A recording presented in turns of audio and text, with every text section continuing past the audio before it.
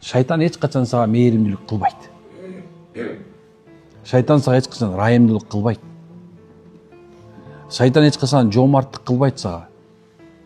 Эч качан сени субханалла жакшы ишке буйрубайт.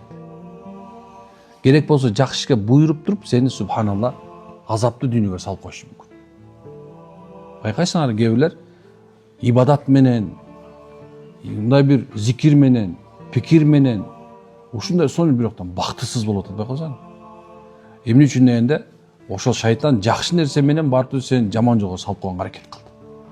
Эч качан силер менен бизге жакшылык кылат ойлобогула. Алла айтат, сол жак ээлери болгон кандай жаман дейт. Сол жак ээлери деген бул акылсыздар.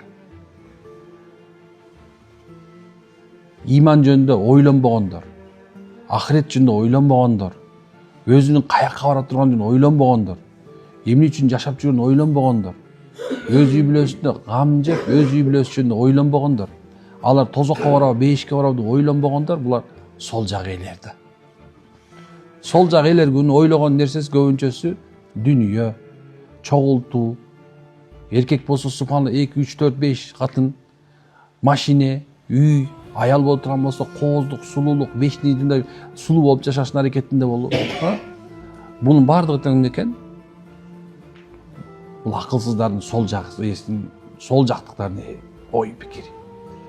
Ал эми Алла айтат, оң жак ээлери болгон кандай сонун. Кандай жакшы. Вакыя сүрөсү. Оң жак ээси болгондой жакшы.